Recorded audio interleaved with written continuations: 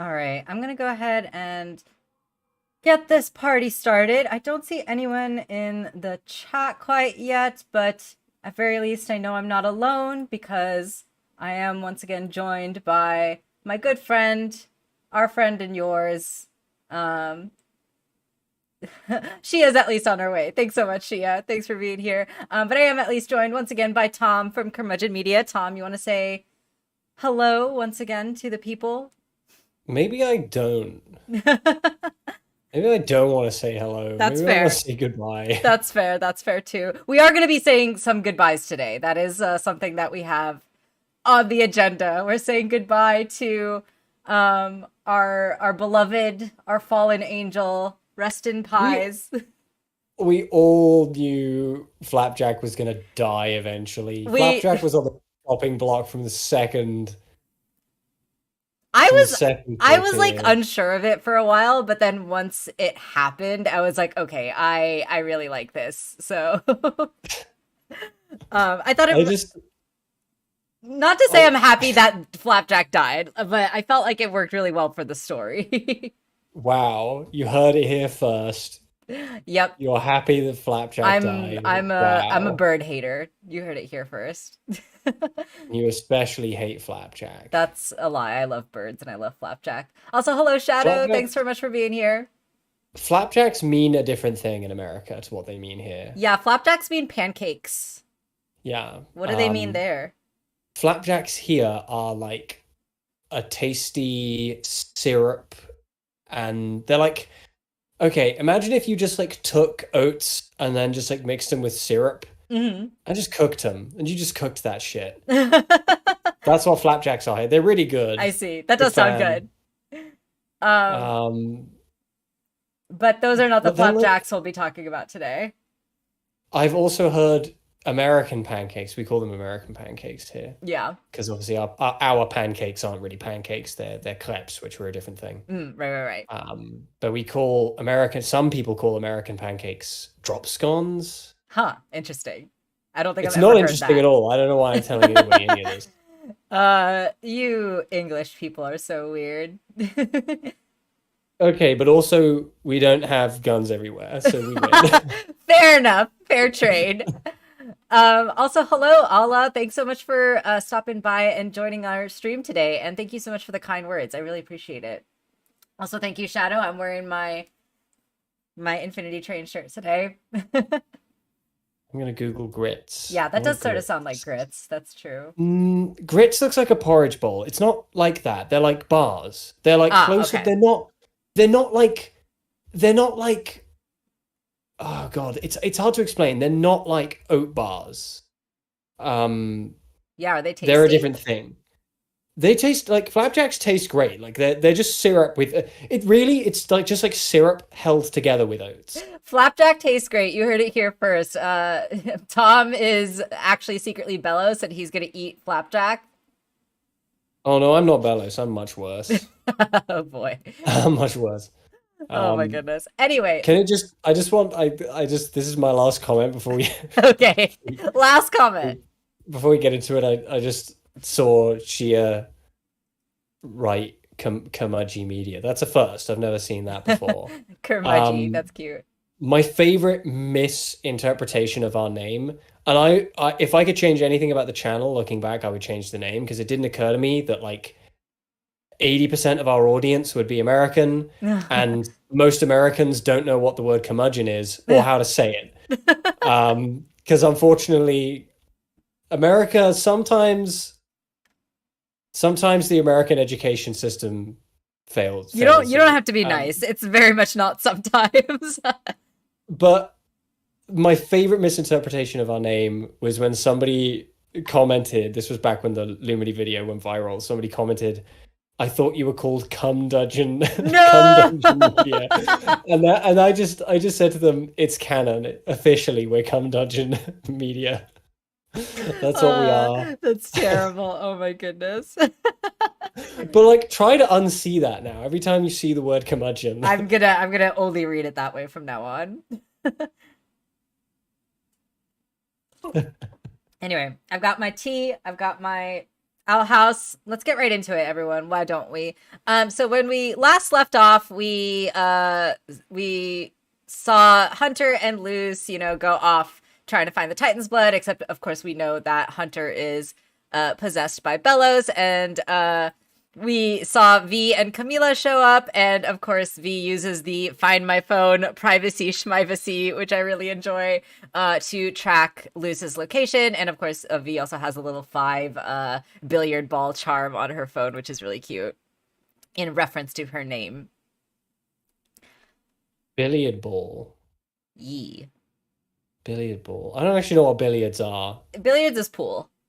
Pool. Like the little colored balls with the numbers that you hit with a stick and get into the holes in the table. You mean the most boring game on the planet? I've never played it, so that's not true. That's not true. Golf is the most boring game on the planet. Yes, I agree. At very least, what billiards has going for it over golf is billiards doesn't take up acres worth of land that could be used for something more productive instead of like literally anything else. Yeah. Pool sticks can be used to hit people. Yes, that's true. In bar fights, and they break very satisfyingly over people's backs. Yes. Actually, is golf the most boring game, or does that go to cricket? I don't know. Oh, cricket's definitely up there too. Cricket's pretty bad, and also cricket doesn't make any sense. Yes, I agree. Also, yes, Ala, we love V in this house. She's a fan favorite. She's one of our favorites. She's one of Tom's favorites. We absolutely love V. I would die for her. My absolutely. 90s scene girl. All right, so Luz shows up at the grave site, and she uses an ice glyph, right, to make this little bridge and get to where Hunter is. How did Hunter Bellows get here? Did he just like swim across the water? I think I mean he's got those big extendy arms, doesn't he? Oh, that's true. He could have like bridged his way over, kind of like Jake the dog. And he also does still have Flapjack at this point, so he could have used, Flapjack we know kind of did a yeet when he got to the other side. Yeah. Could have used Flapjack to do a little teleport. Yeah, that's true. A little blippy blip. A blimp. My cat came down here and she's now sitting next to me on my chair. She's now violently attacking you. Yep, as she does. Just outside the view of the camera. Exactly. My legs are being torn to shreds right now.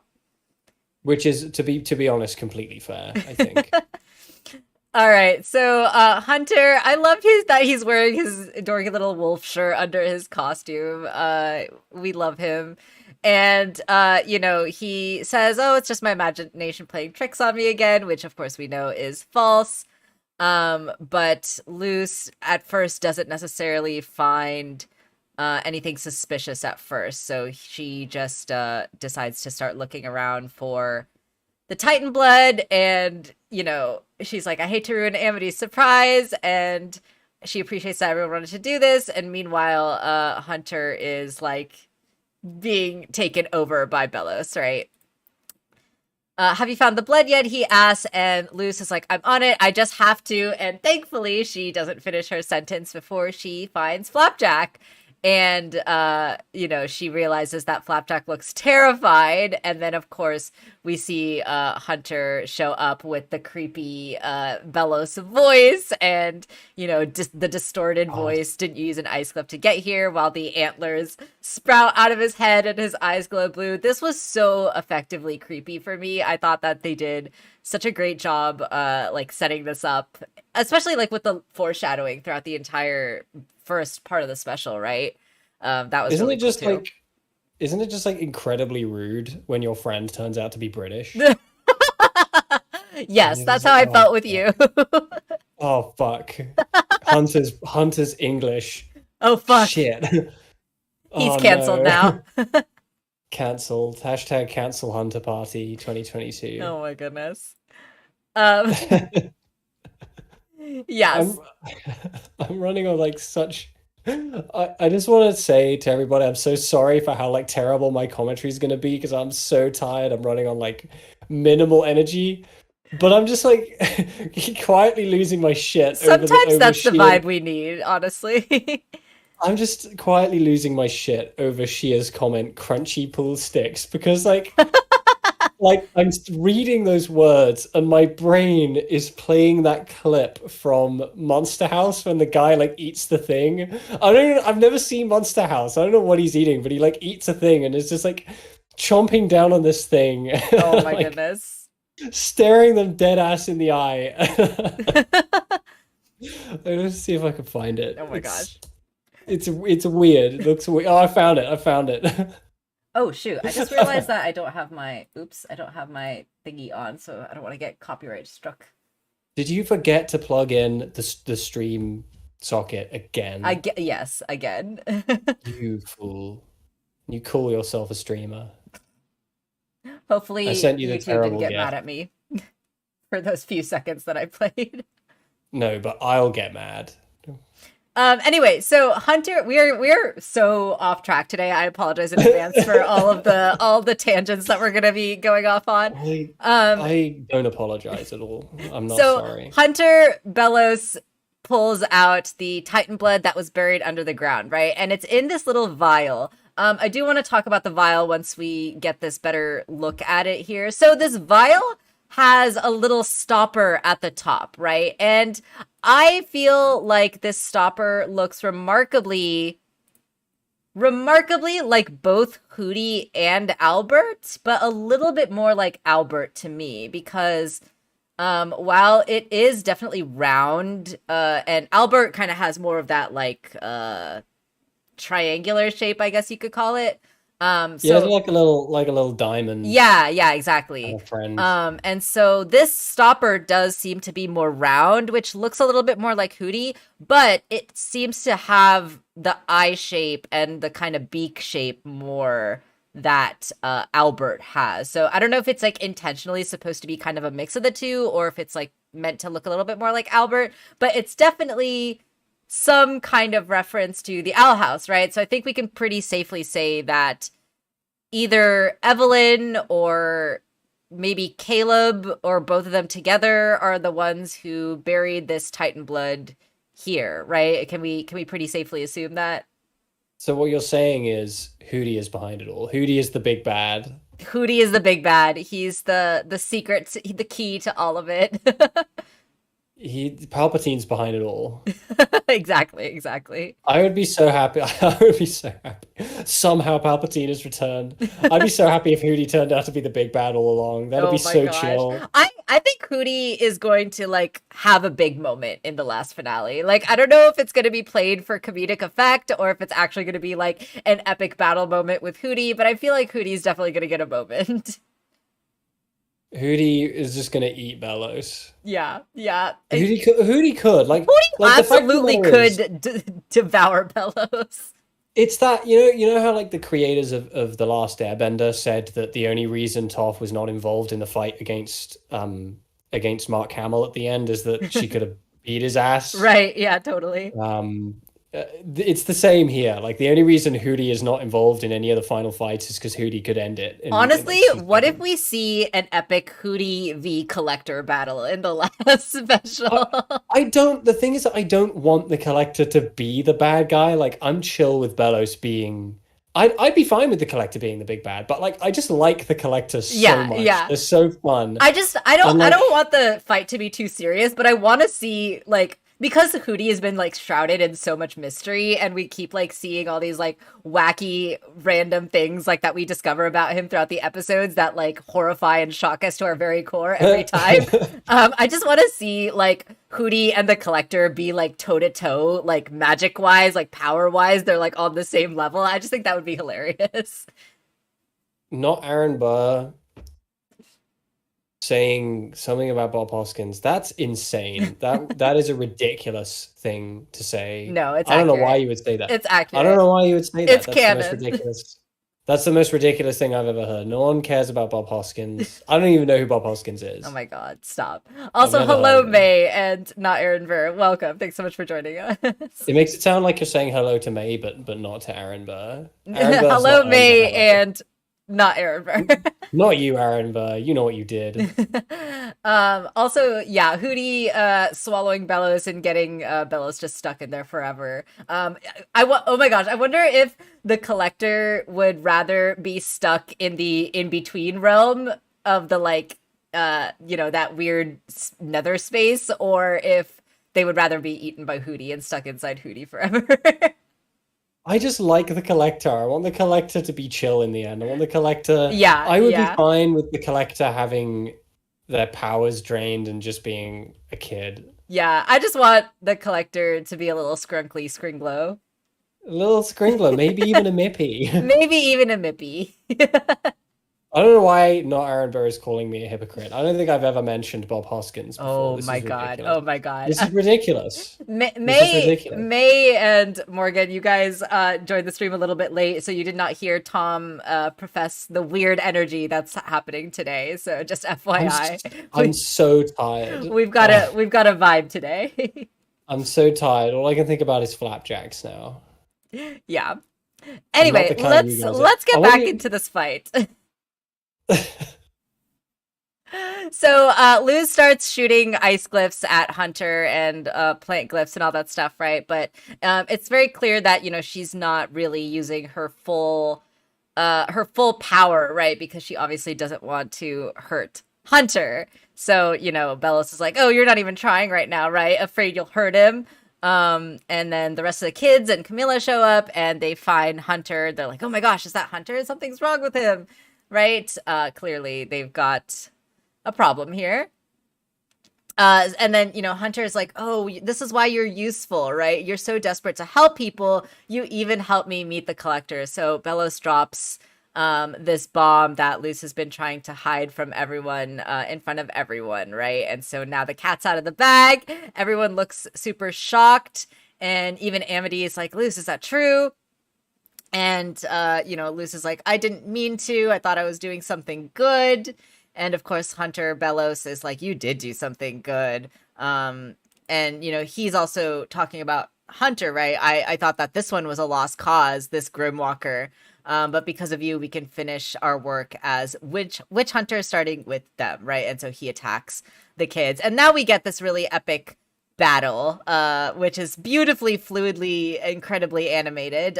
Do we know who the animator was for the sequence? Yes, we do. Tom Barkel or Barkel. Tom Barkel was the animator for this, and he did an amazing job. He's great. I'm so close to finishing this damn video. I'm like 8.5 minutes into to a 10, 11 minute long video. I'm so close. Yeah, we're not going to get too in depth into the actual fight itself because Tom is making a video on that very subject and it is shaping up to look amazing so far. So we are going to just save that for the video. Literally, if I wasn't making that video, I would have pre-planned to sort of hijack this stream a little. And I would have had materials because there's a lot to talk about with this fight scene. Yeah, but we won't get too in depth in it. But we won't get too in depth. But what you can look forward to me talking about in more detail, and what I encourage you to kind of look for, not just in this fight scene, but in like every single fight scene that the Owl House has ever done, and other great animated shows, is to really pay attention to the motion of it, like the way our eyes are guided around the frame. And I really encourage people to go back and look at some of those earlier fight scenes, like the witch duels between Lilith and Ida. Yes, that's one of my favorite fights. Like, when you're animating a fight scene, that you can't always do this with a live action fight scene.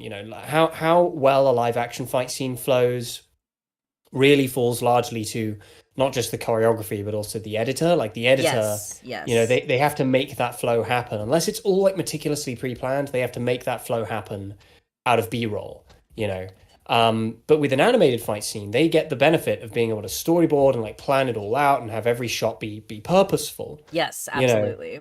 And they take these scenes so seriously in the Owl House, and I love that they do. They like, as early as episode 1, they take these scenes really, really seriously. Yeah, absolutely. It's very, very, very impressive. However, I did notice an error. Oh no! I love this fight scene. This fight scene gets a 9.5 out of 10 for me. It does not get the perfect 10 because I did notice an error. What was the error? Making this video. If you go to the bit when V makes the face, you know what I'm talking about. Oh, her like surprise face. Yeah, the background slips off a little too far to the left when they're doing the handheld effect. and you can see the gray. You can see the gray behind the background, like Okay, the I'm gonna blank look for gray. it. And you can see. You'll have to take the Owl House filter off for people to see, but it's it's one of those errors that like it's so easy to miss. The shot happens so quickly. I don't think most people would have seen it. The only reason I saw it is because I obviously in the video I play it in Yeah, slow I don't motion, even which think makes I'm it really seeing it or if I know what you're talking it about. happens so quickly. I'm Yeah, wondering so if I I can give you a probably, specific time code. yeah. I'm gonna find it. Hang on. I can Okay. do this. I That's can so do funny ah though. Yeah, shit. I'm sure most people who are not analyzing this fight frame by frame would not notice it. It's yeah, no one's gonna notice it. It's so insignificant. And it's one of those things. It's like if you look at the Tom Barkle Twitter post he did with his, the work that he did on this episode. It's all the figures are in white. Like he was just Yeah, in charge of doing like the character animation, right. and the backgrounds and stuff were not complete yet at that time. So Yeah. it was down to somebody else to do the backgrounds. But for about a split second, if you were to pause it on around the what is it at on around the 39:24 mark, which is where I'm at right now. I'm going to Okay. send you a screen cap actually of what I'm looking at, just in case you aren't able to find it. You can see there's a great big gray bar on the side of the screen. You would have to be looking at it without the thing in the way, without the filter in the Oh, way. yes, yes, you're right. It's like it's so insignificant, but once I noticed it, it was like, oh no, the background artist or whoever was like, it wouldn't have been the background artist, but whoever was in charge of doing that. Little Oh, yep, oversight, I but do see it's it now. fine. It's just on the right hand side, and you can see one of the ice blocks is like floating in front of it. Yeah, so the ice blocks would be they'd be all Yeah, foreground yeah. detail.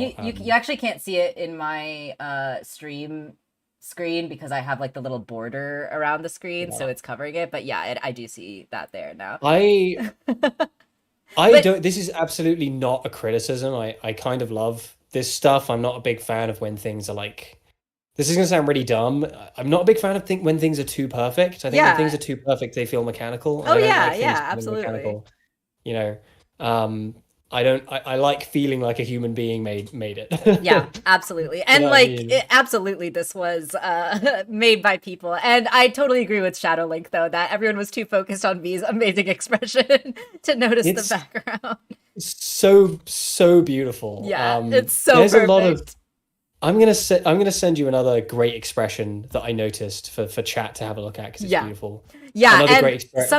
something that you talk about in your video as well, with which is something that I really love in all of the Owl House fight scenes, but like especially with this one too, right? Like every character is so unique and so like and the show is very much centered around this theme around like our differences make us stronger, right? And like the things that make us unique are what make us special, right? Like that's very much like the thread Yeah, of the show, and I love us that. weirdos gotta stick together. Exactly, we're just gonna stick together, and I love that that is even like carried throughout like the fight choreography and everything too, because Yeah, everyone fights differently, everyone fights with and their yeah, like personality, with their specific like magic power, of course, but like their personalities like come out like so I through in the fight. And you talk about that, I of course, point in your out, yeah, I video. talk about it in the book. The thing I feel the need to point out particularly because I just loved it is the way that Willow just grabs his arm. Yes, yes, She's that's just what I was like about to she point just out like too. grabs it and just like wrestles with it. Yeah, yeah, she Like grabs it like the freaking beast that she is. We know that she's been working on her gains, right? So she just I like bodies it and like slams it down. Essentially, she's a right. beast. And then of I course, and oh, go ahead. sorry, yeah, no, I was just gonna say there's another great V face that not enough people are paying attention to because it's like a smear frame. Oh yeah, yeah, yeah. But it's beautiful, and I just sent it to you, and I want people to see it. It's one of those things that it's you'd have to be paused on it to notice it, but I want people to see it because it's Okay, wonderful. okay. Let me. Oh yes, yes, yes. I absolutely love this frame. Let me let me pull it up in the window. This one. May I didn't replay it at all because This one. I ripped the scene from the Owl Club and I can replay it in my video editing software. So Her little arms flapping is I so love it. cute. She becomes Burb. She becomes a burb. You become Burb. It's the little cheek, the little puffed out cheek. Yeah. Yeah, Um, she's adorable. it's it's wonderful. I think Tom Barkle really cares about facial expression. Yes, Because totally. even with the smear frames, the facial expressions are all really carefully drawn, Yeah, yeah, which like totally. he didn't have to do, but I'm glad that he did. Yeah, absolutely, absolutely. I Um, don't know why, but I'm imagining Bird V with her flapping arms, like flapping through the water, chasing after the dollar, like the Nevermind album cover. right, yeah, oh my gosh. I should draw You that. should. Oh my god. Yeah, V shapeshifts into a bird and flies away. But also we get to see another glimpse of V's Kirby powers, right? Her magic sucking powers, which we only kind of got glimpses of earlier, but now she's actually using it in combat, which is really cool. I love that V kind of actually got her own little moment in this fight too, which is really awesome.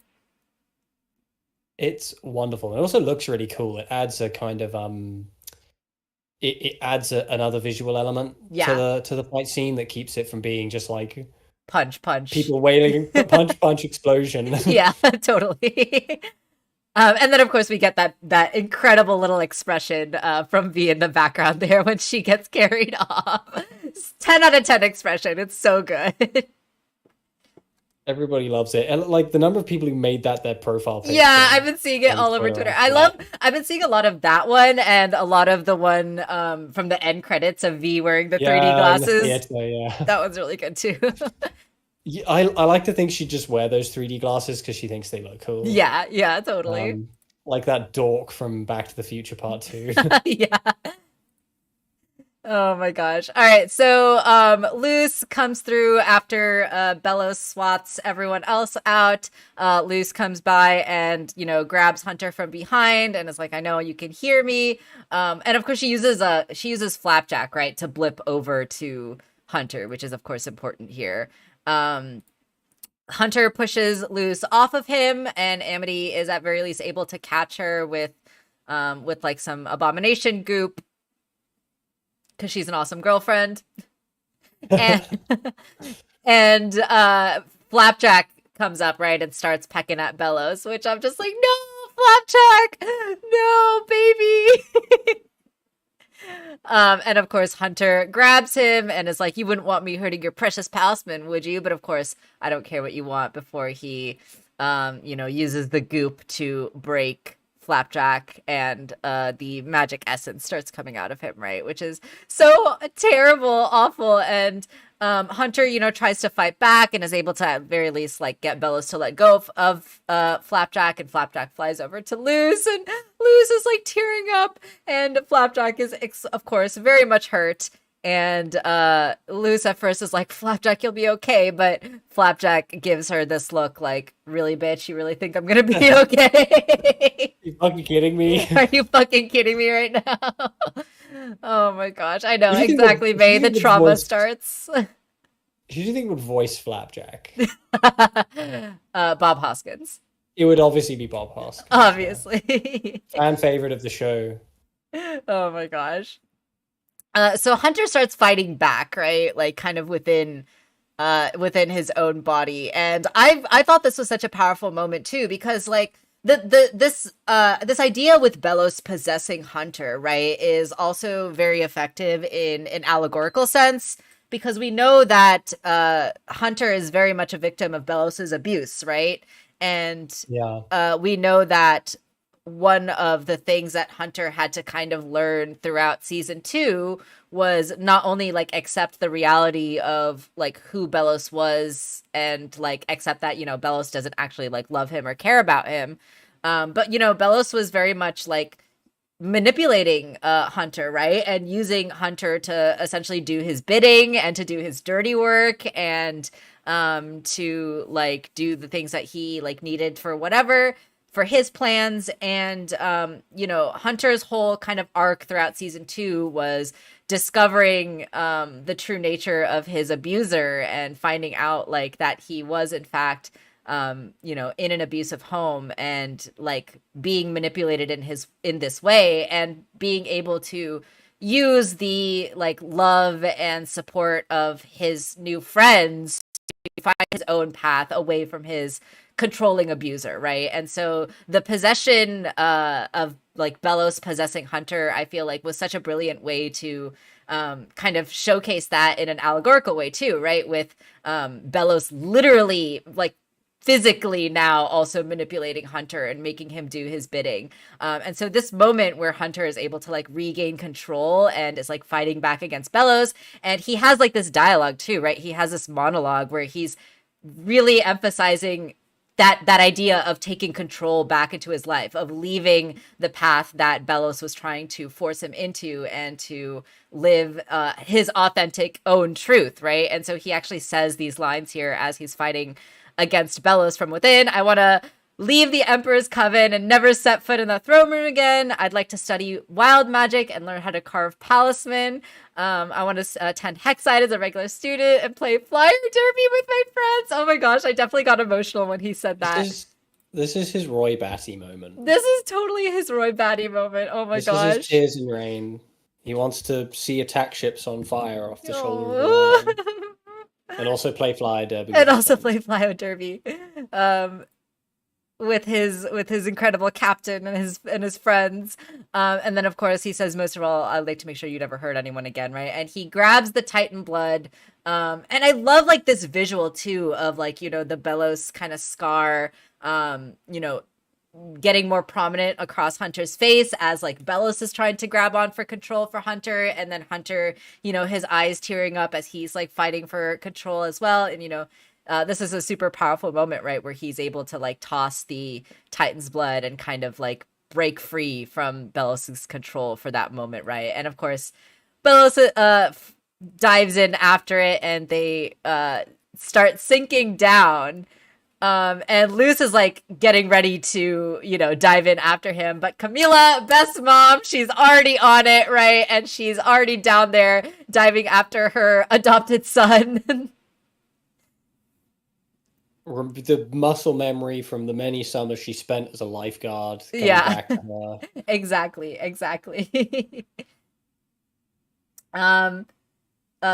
Sorry, I'm catching up on the chat here. Shadow says, so Luz uses Flapjack to do the Hunter dash thing, which is very interesting. I think it's very much a Flapjack thing, the dash. How dare is it though? Because he was using that move before he even had Flapjack. That's true. That right? That's true. It's a Hunter thing. It's a Hunter thing, yeah. But there's like they've spent a whole summer together. Yeah, that's true. He must have like given her the tips. And then May says, how dare Dana and the crew make me think that there might have been hope for Flapjack and then rip out my heart. Yeah, I had like a little tiny flicker of moment of hope too, May. But then as soon as, this next scene plays out, I very much saw where it was going. Yeah, so Camila's awesome. She dives in after Hunter because she's a badass and the MVP of this entire special. This is like a freaky visual too, right? Of Bellows like expelling himself from Hunter and like the goop all coming out, and then of course like all the scars. Spaghetti everywhere. The spaghetti is everywhere. Bellows sweater already. All over the sweater. Such a shame. Whenever I drop that line, you always take it in a different direction. It's really making me feel like you haven't actually heard that song, and I'm beginning to be concerned. I've heard the song, I just don't know all the words. Everybody knows those words. They're like a meme. Vomit on my sweater already, Mom Spaghetti. Come on. On your sweater, Mom Spaghellos. So Bellows grabs the Titan blood and he says, Caleb, you would stab me in the back, right? But Luz says, you did it to him first, right? Which of course we learned from both in Hollow's mind, and of course the kids learned it at the Halloween hayride earlier in the episode too. And Bellows, slaps the Titan's blood onto this archway. And I'm kind of curious about what we think about this archway because, first of all, it has the Gravesfield, that bird sigil thing that we've seen, be used for the Golden Guard. So there's obviously some connection, right, between Bellows and he took this symbol, maybe appropriated it or something. But we know that we've seen this bird symbol as the Gravesfield crest before, right? And Bellows just smacks the blood onto this arch and is able to create this doorway. So, I'm curious because we know that Luce had to build the portal door, right? With the instructions from the journal. And so I'm kind of just curious about what this structure is. Is this another door that was built by Evelyn and Caleb? Is this something that is, because I know that we talked about the house being the gateway between the two realms, but maybe their house was just the house that they lived in, and this was the actual gateway that they used to travel between the two realms. I don't know. It's just kind of interesting to me that this archway seems to be here.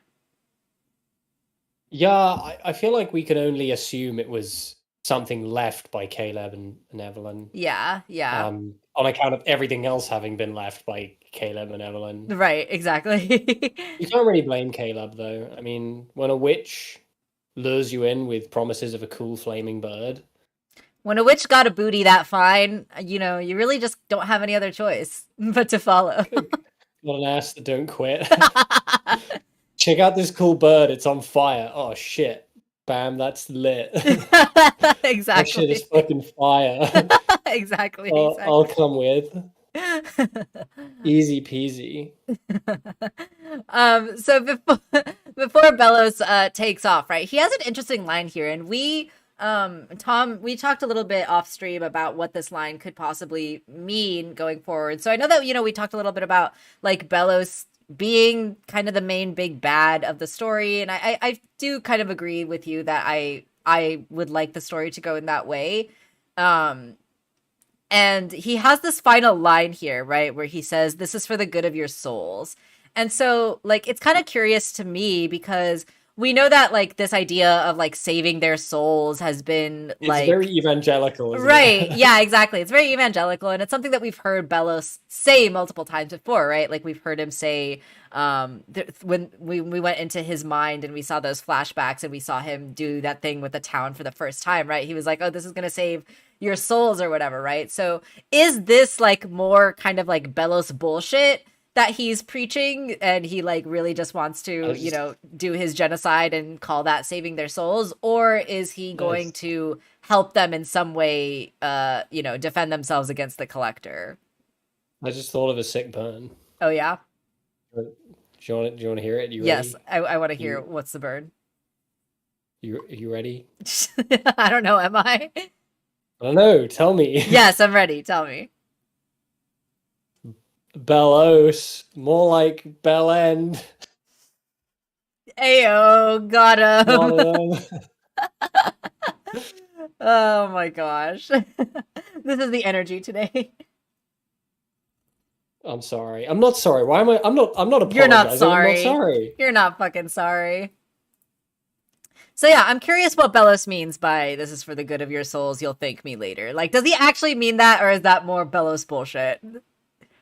Bullshit, if you will. Bell shit, exactly. He's just it's really hard to tell with this fucking ass clown at this point, isn't it? Yeah. Because he's got that, they really found such a good way of making him detestable in a way that's entirely unique to evangelical Christians. Yeah, totally. He's the one character I'd be okay with being voiced by Chris Pratt. Because it would be totally fitting, yeah. Chris Pratt is already a fucking evangelical Christian asshole. Yeah, absolutely. We just finished watching She-Ra the other day, and there's a lot of that kind of evangelical Christian vibes in the main villain in She-Ra too, with Horde Prime. So I kind of like love that, these creators. I love that that's kind of like a theme, right? With kind of queer media, like, the main villain being, evangelical religion or Christianity or those kind of things. Like, it's definitely a recurring theme that, of course, it makes a lot of sense. Yeah, and with that show as well, you've got the whole context of Andy Stevenson having grown up in like a really reclusive Christian evangelical society. It's stuff like that. Yeah, exactly. So it's really cool to see creators kind of bring that experience to their work. Because I'm sure, like, Dana Terrace herself must have gone through some similar experience being queer herself, right? So, yeah, it's just really cool to see that kind of theme happening in media these days. And of course, like, they can't quite go as hard on it on the Disney Channel as they can on Netflix. But it's really cool to see that they're still like going there, right? And even though like the colonialism that the Owl House is framing is very much like a fantastical colonialism, right? With like Bellows doing this like Oh, magic system and whatnot. It's still very much akin to the colonial system that has been imposed, in real life as well. And like the gender binary is very much like a theme in that too, right? I want to make a video on this eventually too, like a basically a queer reading of Owl House and basically a your fave is trans essentially with some of these characters. Because I feel like there's a lot that we could dive into with playing with those themes. your fave is trans for Hootie. Hootie is trans. Welcome to my Hootie analysis video, part one, early cinema, Part one of 18 47. 1895 to whatever. Exactly, Um, exactly. yeah, yeah. Yeah, The and show's really dope. it is. I'm basically like they've avoided doing anything obvious, and I'm very glad about that. I started to feel doubts when people were bringing up the whole like collector loose thing. I was like, they're not going to do that. Yeah, yeah, They're not going to do that. If they did that, I'd be so disappointed. And then they didn't, of course. yeah. And the collector was the greatest thing to ever happen to me. Um, and they are my child, and I've adopted them, and we're Yes, very happy. you're a Um, proud father. I'm very proud. It's like they could really do anything with Bellows at this point, and I'm sure it would be unexpected. Yeah, Like part of me kind of was like, are they gonna just kill Bellows 10 minutes into the first special? Is right? Bellows gonna be like, ah, yes, I'm back. I can finally do my dark bidding, and then he gets hit by a 4x4 By a car. and Like, he's what if dead. the car at the beginning of the special just straight up killed him? It's like there's a film that I highly recommend. Everybody should watch. It's really good. I don't feel at home in this world anymore. It's low key a reunion for the cast of Over the Garden Wall, Nice. because the voices of Beatrice and Wirt, being Melanie Linsky and Elijah Wood, are the main characters of that film, and they're delightful and they're so good. The villain, quote unquote, of that movie dies very unceremoniously, like at the end of the second act. They just die. Yeah. And it's great. It's great. Like they just get like hit by a bus, and it's like, oh, bye. Oh my I gosh. like if they did that to Bellows, I'd be fine. I'd be like, Right. oh, there he goes. There he goes. Bye bye. Splat. Oh my gosh. And yeah, Morgan, I do agree with you that I think that Bellows actually does like believe that what he's doing like on some level is like the right thing to do, because like if you're willing to murder your brother for your cause, like you have to really believe what you're doing is right, You have right? to And believe. you have to believe. I Um mean, we've all been there. yeah. And also Don't like tell me that you haven't done that before. we've all been there where we, just casually commit fratricide when we like think something is true, and then we find That's out a fun later it's word. not exactly how we believed, and we just decide That's a that fun it's word. a little Fratricide. I've never heard that word before. fratricide. It's Fratricide, yeah. yeah, it's To kill a brother. Yeah. yeah, I exactly. That's fun. Does that make you feel smart? It does make me feel very smart. I knew a big word that you didn't know. Ha ha ha. Finally, the English degree paying off. Can I admit something nerdy though? The only reason I No. know the word fratricide is because that is the achievement that you get in the original Portal game when you kill the companion cube. You get the achievement fratricide. Is that right? Yeah. I've only ever played Portal on PC on Steam, and the PC Steam notifications for trophies at the time were like really small and Yeah, sometimes just like yeah. didn't show up. Yeah, so that's the trophy you get when you kill the companion cube is fratricide, and that's the only reason I know that word. Isn't the companion cube in this episode? Is it? Am I like imagining that? I think the companion cube is like somewhere in this Oh episode, my like gosh. in like a This background episode shot had or so many something. references. I would not be surprised if a Portal reference was in there too. You friggin' missed the Buffy reference I made in I my know. video. I feel like such an idiot. You're a fake I'm fan. a fake You don't fan. you don't even like Buffy. I think you've been lying this whole time. I think you hate it. Yeah. Oops, sorry guys. I'm a fake fan. You hate it. Your favorite show is Game of Thrones. Oh my god, don't even joke. Also, yes, Morgan, the theme of queer media is the big bad is religious trauma. Absolutely. Bellos is both predictable and not predictable at the same time. Totally. I agree with that. I didn't expect Bellos to show up in the first special. Yeah, I feel like I expected him to show up in this one because like we saw the goop, land on Hunter at the end of the last We season. saw the little splodges of The spaghellos, Spagello scoop. kind of squishing around. Whoa. Did your cat just commit Cat's just fratricide? knocking things over. Yeah, she committed fratricide. Oh my gosh. Oh, But yeah, no, I'm glad to see Bellows here, but I'm so curious about how this Bellows is gonna play out. This Bellows storyline is gonna play out. Whether he's gonna help them with the collector, whether the collector is gonna help them with Bellows, right? Like it's just I'm very curious to see how it's gonna play out. he's just very rude. He's just very incredibly rude. I love this face that Camila makes when she's like, "That's the Bellows you've been fighting this whole time." She's like she's so like taken aback and so like obviously she believed them when like they told the story, but I think like she didn't quite picture what Bellows was like, and so actually seeing him, I think really and of course like we know that Camila has been making this decision kind of in the background, right? Of wanting to go with Luz to the demon realm. And I think like seeing Bellows now in this scene, right, is probably something that pushes her over the edge of making that decision. I have a question for chat. Not so much a question for you. I mean, maybe a question for you. Okay. I know you haven't read Berserk, but I've definitely sent you pictures of Griffith because Yes. Griffith let him do things to me. Is the fact that Bellows isn't hot, does that make Bellows worse than Griffith? Mm.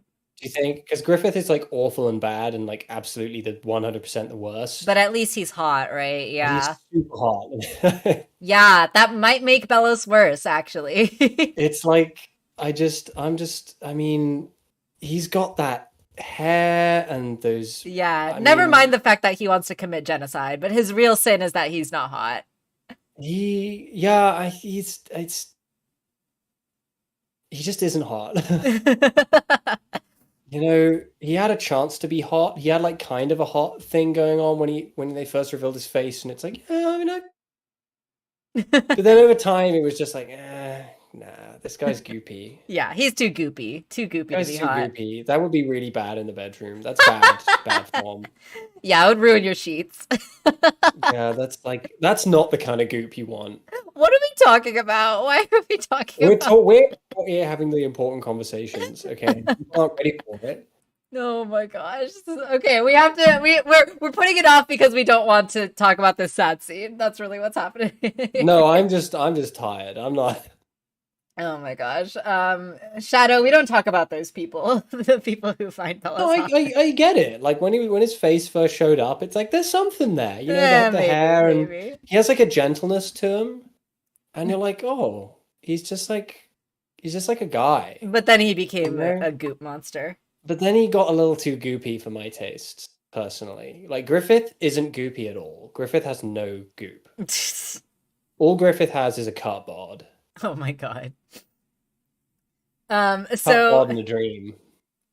And anyway, an ass that don't quit. Jesus Christ. Anyway, let's get back into this. Back to the trauma.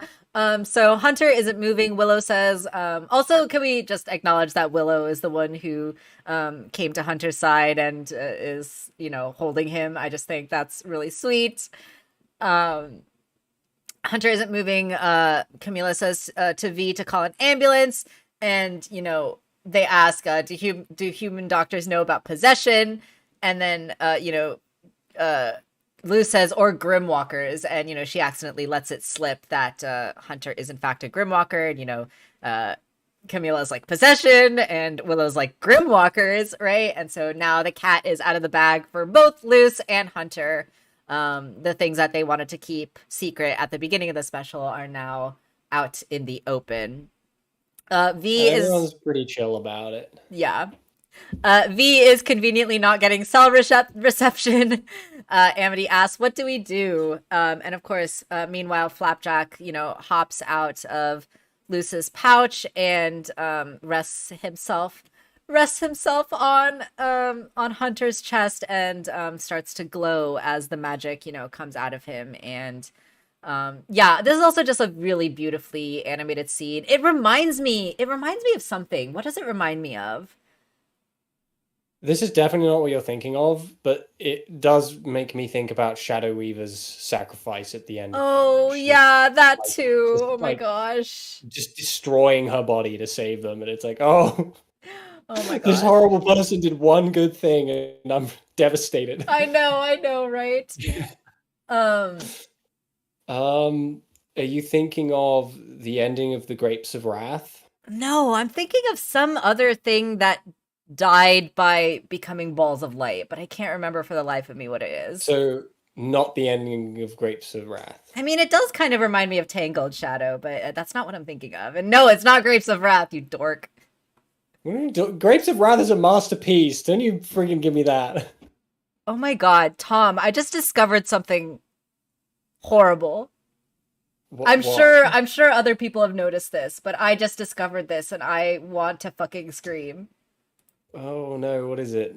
In this frame of this shot of Flapjack beautifully and tragically turning into light to sacrifice himself to save Hunter, on this headstone that's in the foreground, is that fucking Loss? Can I see? I can't see. Is that I can't see. Drop it to me. Take a screen cap and drop it to me. I'm snipping it. Oh fuck. Is this... I really hope it is. Oh my god. If they put Loss in this scene, I'm like, that is the big,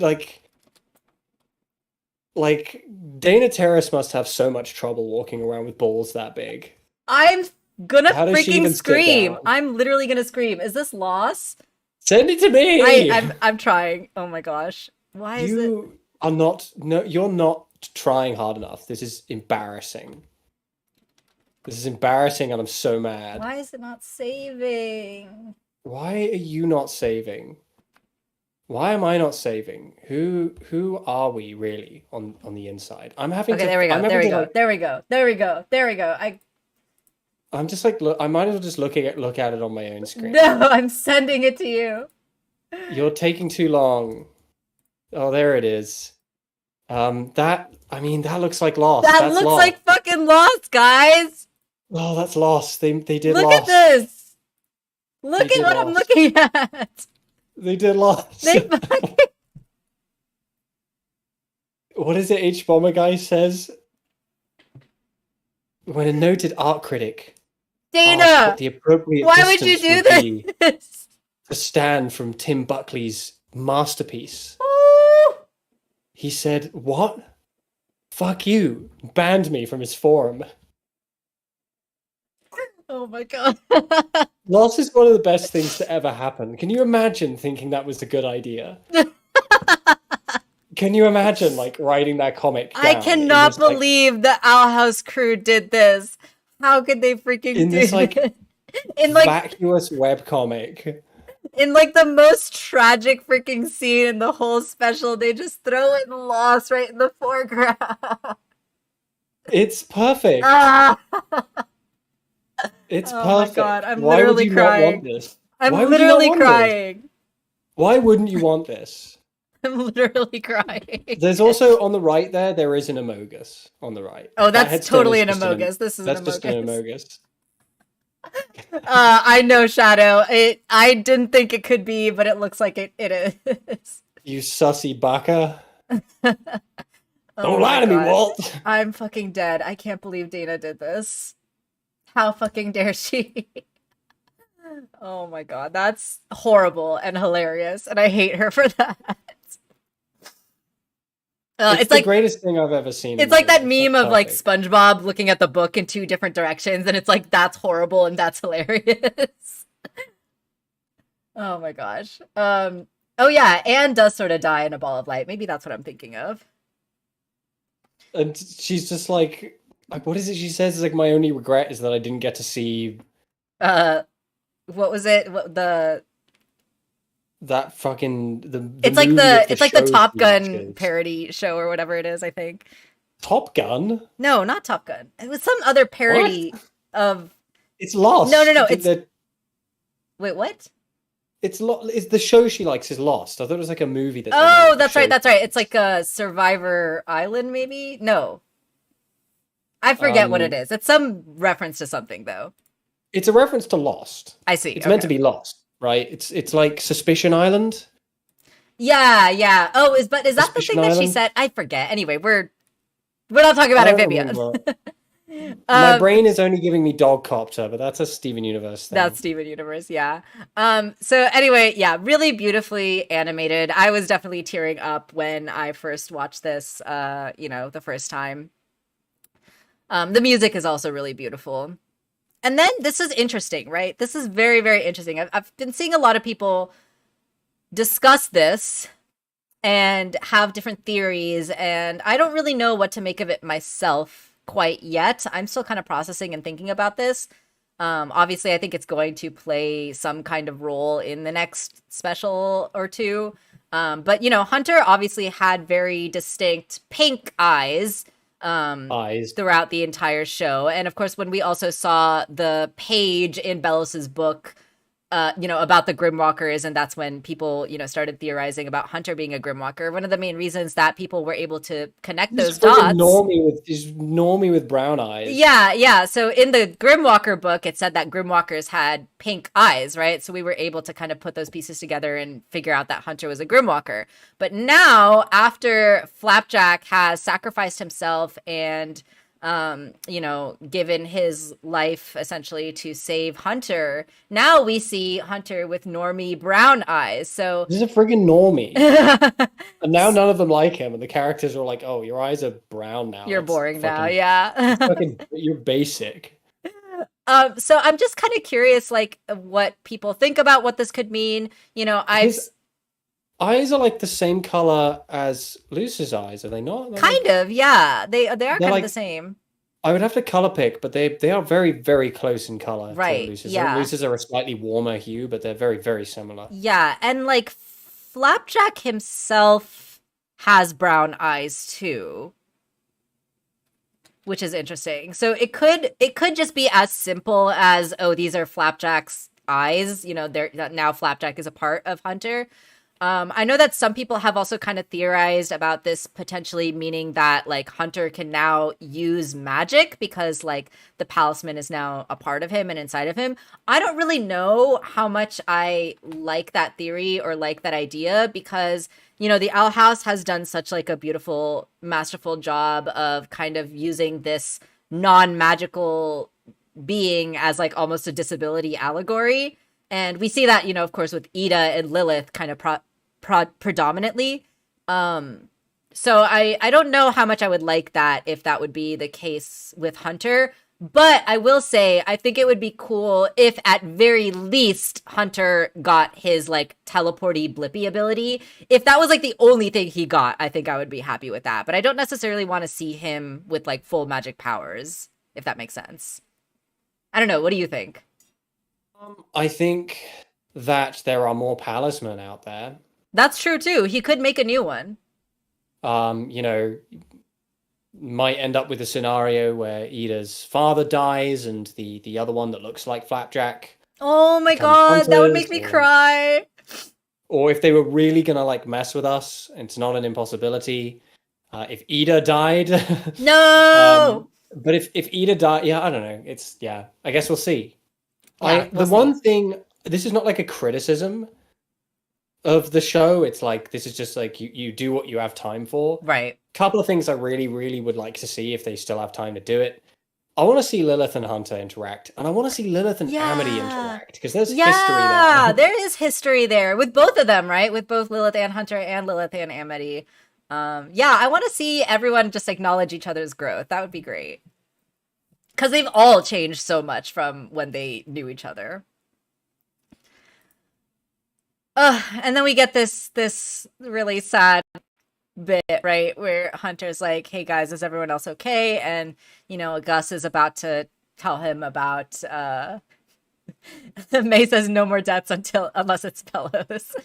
No, I feel like we're gonna get some more heartache for sure. Yeah, I mean, I feel like Infinity Train kind of set a precedent. I don't Right. necessarily think Disney would be willing. I mean, I don't know. It's really hard to say, isn't it? Because it's like, what are they going to do? Cancel Yeah, themselves? exactly. We're at the specials now, You right? know, And it's clear that we're at like the they're not specials holding now. back.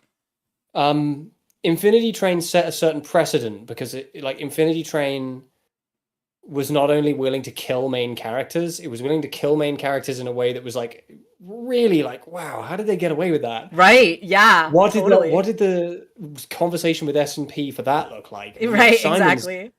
Simon's death in Infinity Train is the same thing that earned like Raiders of the Lost Ark.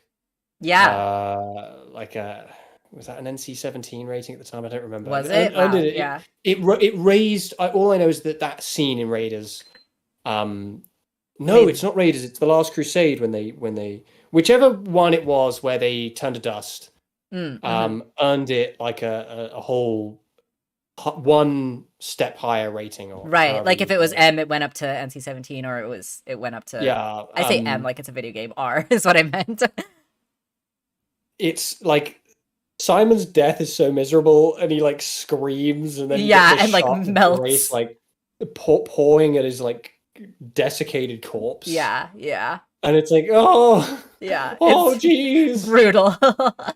oh, jeez, and with the thing dogs like Yeah. giving him a nasty suck Big job and not the dogs. kind that he wants. Oh no. I'm not sorry. I'm not sorry. Don't even ask me to apologize. Yeah, it's like I don't know. In terms of characters, I can see being on the chopping block. Darius is there. Rain is there. Like if they confirm that Rain died when they pulled off Ida's arm, I would be very unsurprised. Eberwolf is obviously on the chopping block. And honestly, in No. many ways, I can see them killing Ida. I can see that happening. I I could don't want see it it to happen. happening. I could. can see But it I don't happening. like it. You know, I can totally see that happening. None of the kids are gonna die. They won't do that. Disney, No, yeah, they're not Disney gonna would kill not any of the allow that to kids. happen. But any of the honestly, the adult characters, They're all I can up see that happening. They're all up on the chopping block.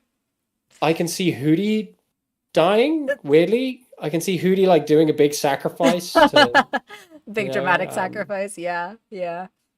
if this show has like the most miserable downbeat ending of all time, I would love it because I love miserable downbeat endings. Of course Nothing you makes me do. happier. Yeah.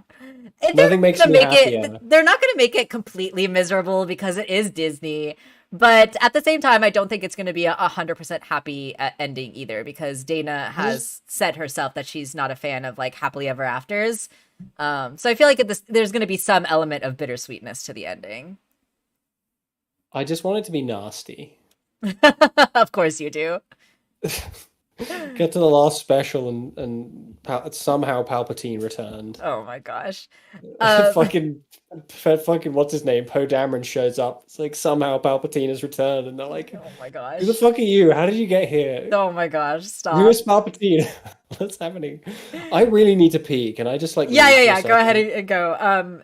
The one thing I just want to say from the chat, Shadowlink says one of the ingredients for Grimwalker is Palstrom wood. I wonder if the reason that Flapjack could save him is because he is part Palstrom. I think that makes a lot of sense. They're made of the same stuff. They're made of the same stuff, so I think that makes a lot of sense. I'm gonna go pee. I'll be back. Okay, go pee. while Tom is going pee, there is something that I briefly want to talk about with this Flapjack sacrifice. And it's something that I saw someone talk about online somewhere. I feel so bad that I can't remember the original person who posted this. But it's something that I really liked and something that I really didn't really consider the first time I watched it, that I really ended up liking once I realized this was kind of true. But I kind of want to talk a little bit about the character arc of Flapjack and how kind of meaningful this sacrifice is for Flapjack, not only in terms of like, saving Hunter, of course, and being there to save his life, but also like what it kind of means in terms of like Flapjack's own character journey. I just think that that's something that's like really interesting and something I didn't really think about the first time I watched it. I think I do want to like give Tom a second to come back before I get too deep into it, because I want to hear his thoughts on it as well. But if anyone else kind of got anything like that as well with Flapjack and kind of what his sacrifice meant to him, I would love to hear any of your thoughts in the chat about that as well, because I feel like that's something that's actually quite beautiful and quite powerful that is a bit more subtle than some of the other character arcs in this. I don't know where I'm going with that, but yeah, it's just a really beautiful, subtle kind of arc that Flapjack goes on as well.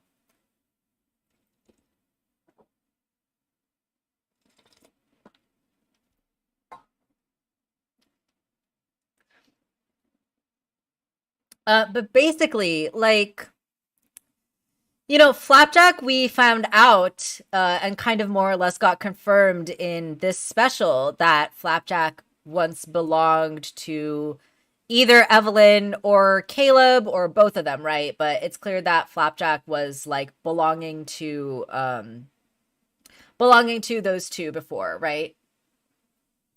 Yeah, exactly, May. That's kind of where I'm going with this. So, like Flapjack was not able to save Caleb and Evelyn, right? Like Flapjack was their palisman, and we don't really know what exactly went on with the showdown, right? But we know that Bellos killed Caleb. We don't really know if Bellos also killed Evelyn, or if like Evelyn was able to escape and get away somehow, maybe with or without Flapjack. It's not really clear.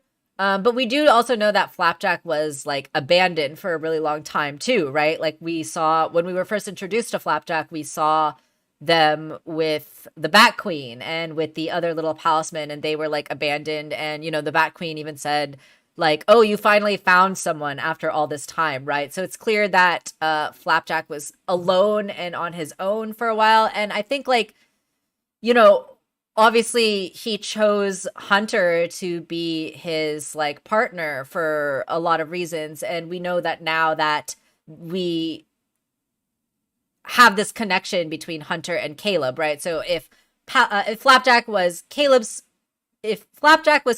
palisman and now wants to be Hunter's palisman, I think that it very much is like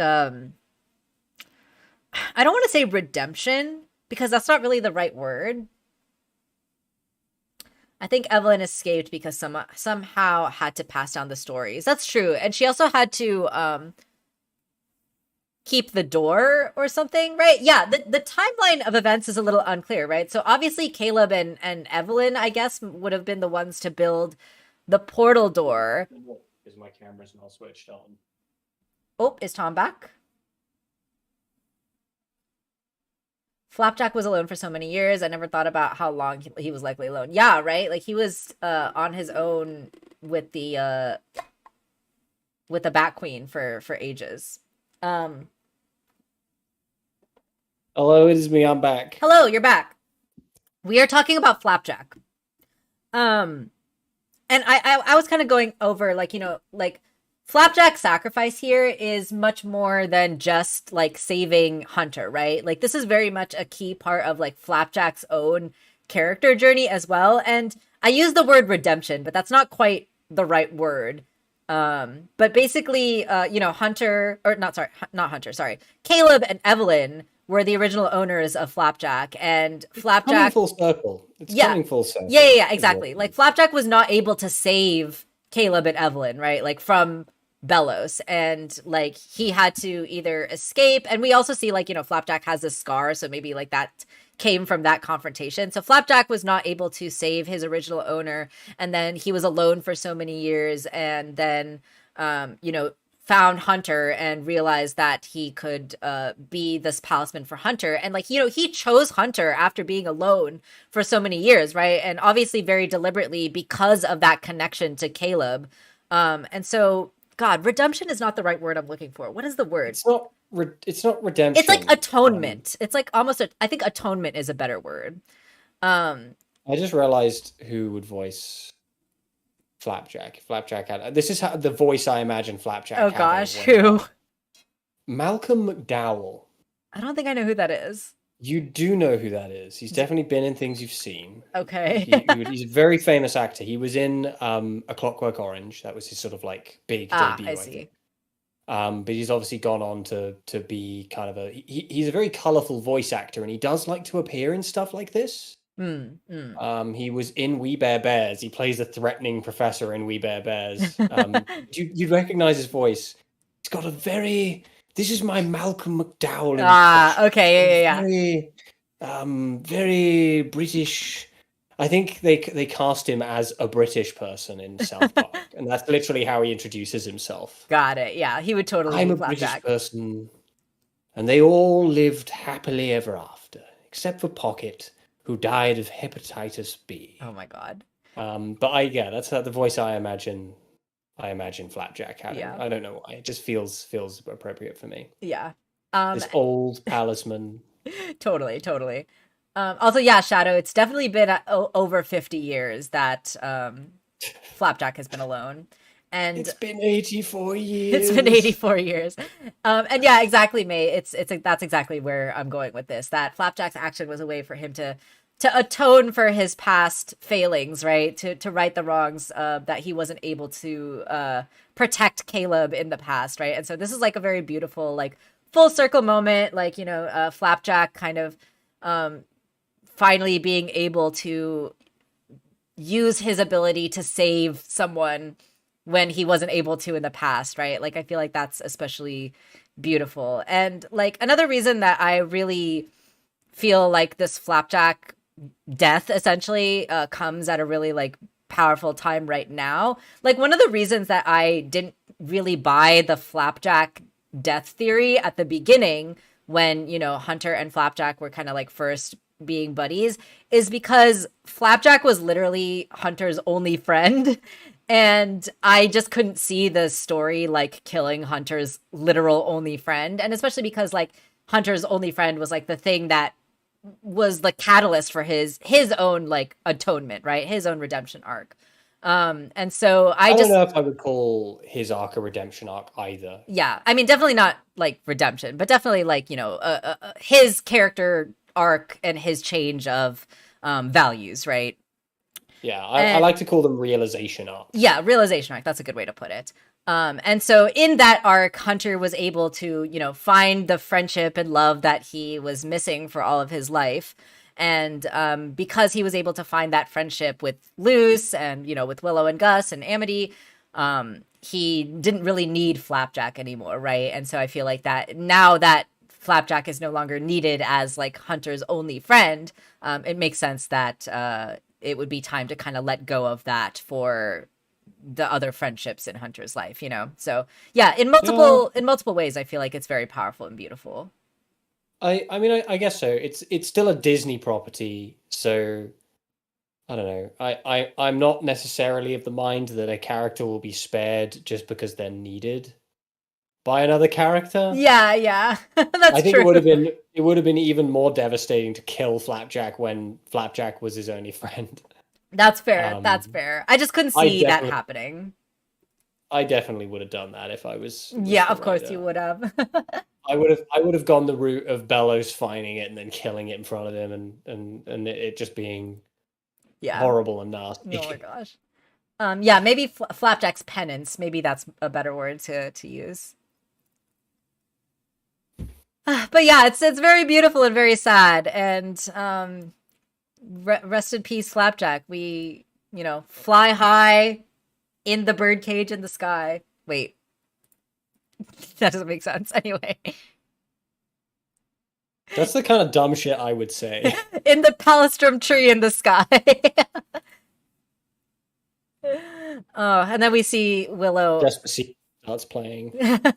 That's so sad. Alexa, play Despacito. Despacito. I don't know the words. Hunter, is back to better because of Flapjack's sacrifice. Willow He's hugs back to him. better. Willow hugs him, and Camilla's like, "Sit up slowly. Are you in any pain?" And he's like, "No, I'm okay, right?" And now we finally get the the fallout from the realizations that have come out from this past scene, right? Luce takes a few steps forward, and Amity asks her, "What did Bellis mean by you helped him meet the Collector? That was a lie, right?" But of course, Luce admits that this was the truth, and if it weren't for me, the Day of Unity wouldn't have happened. And we know that Luce is very much like this character that takes on this unnecessary responsibility onto herself, right? And so she's very much blaming herself and very much like thinking that it's all because of her and that she set everything into motion. But of course, like, and they ask, like, why did you keep that a secret? And Luce reveals because she scared that everyone would hate her for it. But of course, everyone assures her, right? And actually, even before that, Luce, she is about to reveal that she has made this decision, right, to stay in the human realm. That kind of like self-sacrificial martyr kind of attitude that she has, right? And they're all just like, no, that's dumb. Yeah, no, that's stupid. You're dumb for thinking that. And of course, Camila, best mom MVP, comes in and she's like, I think it'd be best in everyone's interest. And she cuts Luce off and says, if you take your mama to the demon realm. And I love that. And she pulls out her Glock. Yeah, right, like, exactly. Let's go, baby. Let's introduce them to human magic. And oh my God. That's how they beat the Collector. She fucking shoots him. We'll show them how to do magic the American way. This is America. This is America, bitch. I got my rights. Oh my God. I plead the fifth. Oh my God. And of course, Amity now comes and reassures Luce, I could never hate you, right? The fact that you still stand up for us is enough, right? And that's really what is important, right? At the end of the day, it's not the mistakes that we've made in the past. It's what we decide to do with ourselves now in the present now, right? And Luce is... What you're saying is, at the end of the day, it's a film about family. It's about... Oh my God. I've never actually watched Fast and the Furious. What? No, that's not what I was going for. Oh, okay, never mind. I mean, don't watch it because it's not very good. But back when those stupid Star Wars sequels were still coming out, they did it like a terrible, okay, a terrible ad for it where they were like talking to the cast because they brought like Carrie Fisher back, and it's like none of them know what to say because the movies are really bad, and it's like Carrie Fisher's just like, at the end of the day. That's my Carrie Fisher impression. I'm sorry. Rest in peace, Carrie Fisher.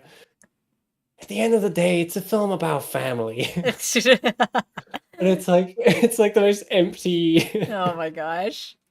I'm sorry. I turned Carrie Fisher into Marge Simpson. That was not what I meant to do. How dare you? I love this shot of Camila, by the way. She is so freaking hot, and I won't apologize for saying it. There's nothing to apologize for. It's fact. It's literally just fact. Facts don't care about your feelings.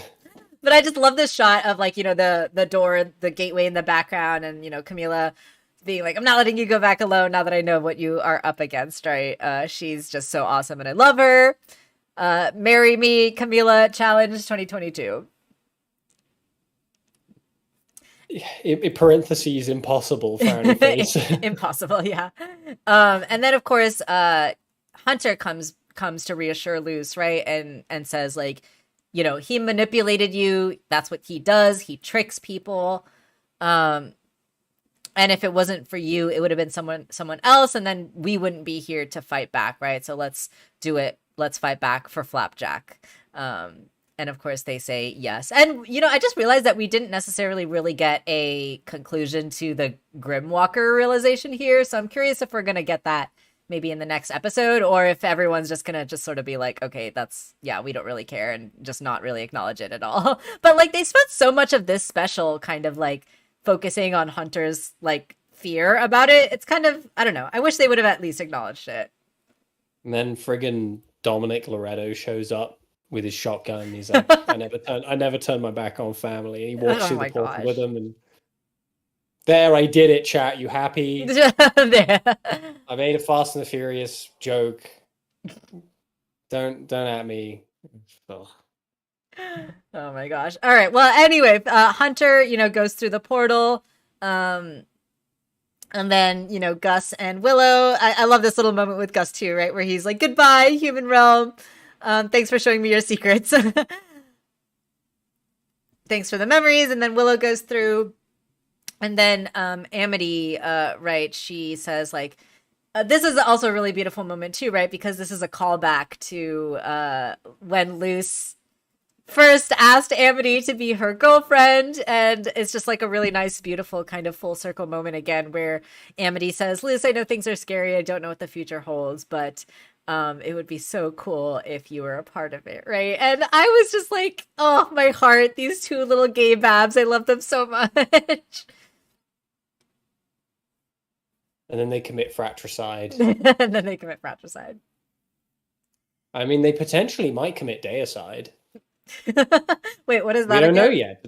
Depends if they kill the collector or not. That's true.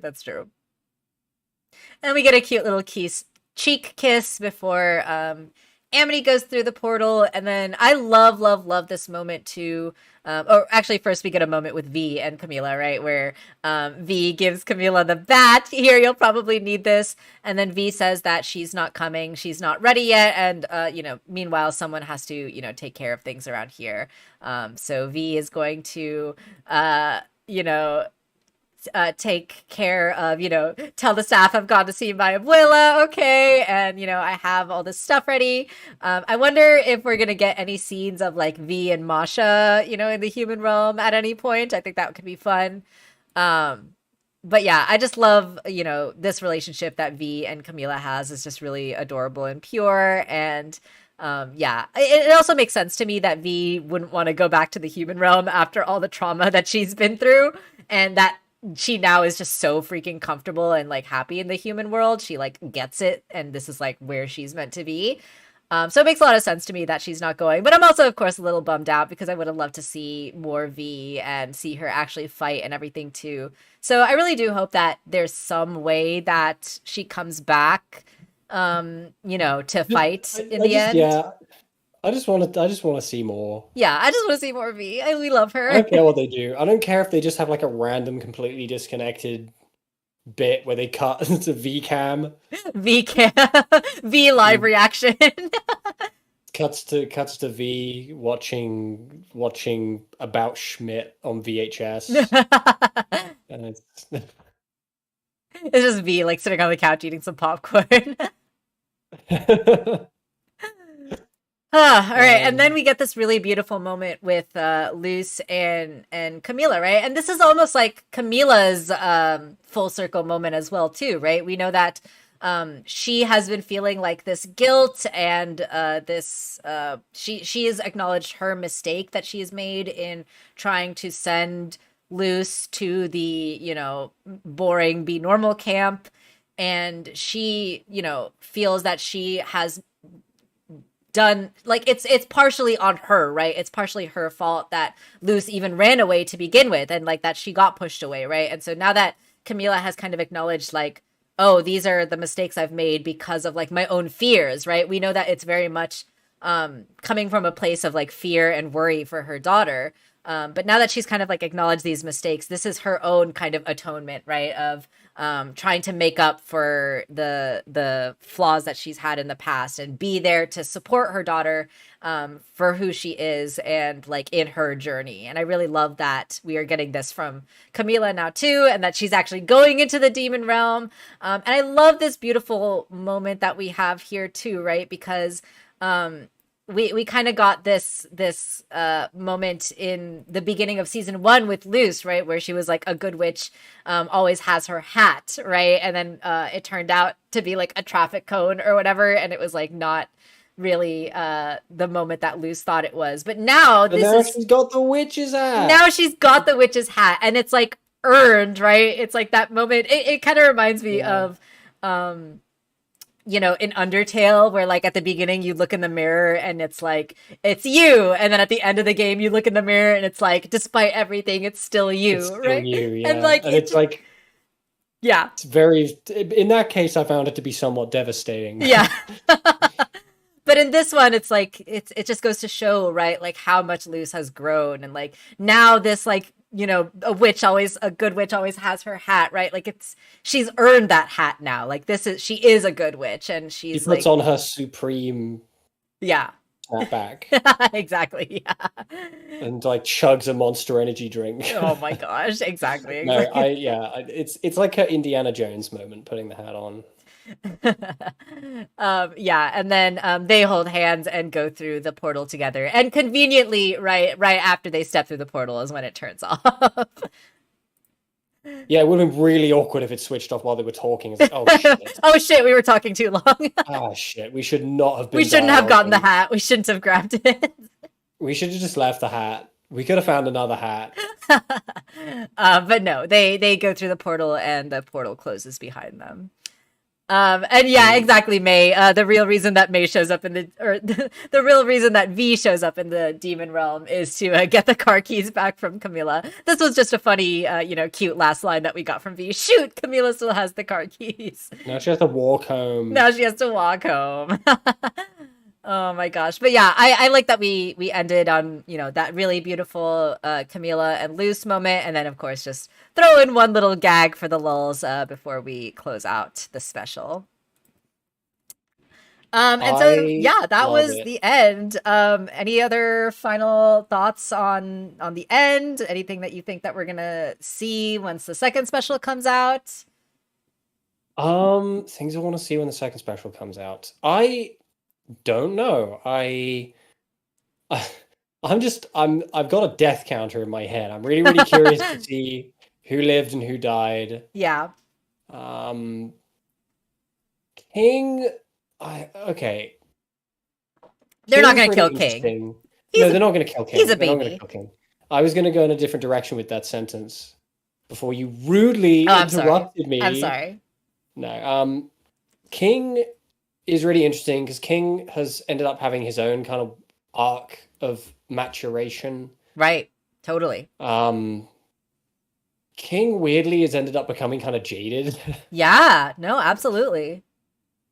I want to see more of the King and the Collector dynamic, and I'm curious to see what they do with that. I would be very curious to see if King could actually draw out some of the goodness in the Collector, if that's even possible. Yeah, I'm really curious to know what their relationship is going to look like.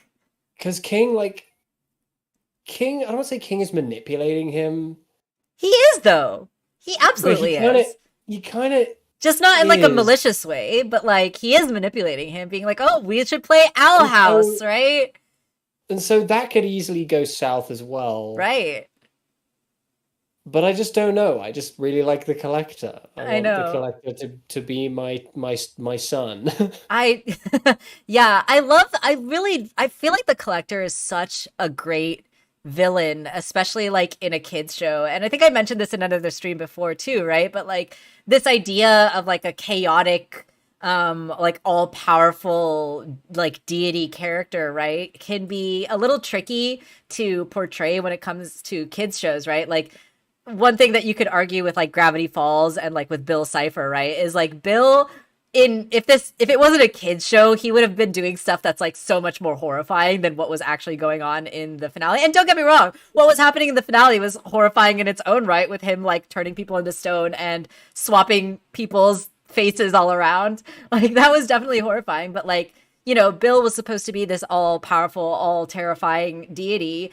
So why wasn't there like more bloodshed as well? But like with Owl House, right, it makes sense that the all powerful, chaotic deity wouldn't necessarily want to see bloodshed because they're like a literal child, right? So like everything that they are going to want in terms of chaos is going to be kind of on that PG level anyway. So I just felt like that was it depends really on whether or not the collector even wants chaos. Like we have no way of knowing that. Right, now. right. That's just sort of something we assumed.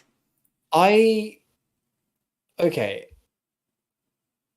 All-powerful deity characters are really hard to do. Yeah. Because they're really hard to identify with. And so then you're left with a choice, right, as a creator, as to whether or not you acknowledge that. And that's why I've never liked Superman. That's why I've always really struggled with Superman as a character, unless Superman was being handled by a really good writer. Right. Like obviously the Richard Donner Superman film, 1970, whenever that was, 6, 8, superb.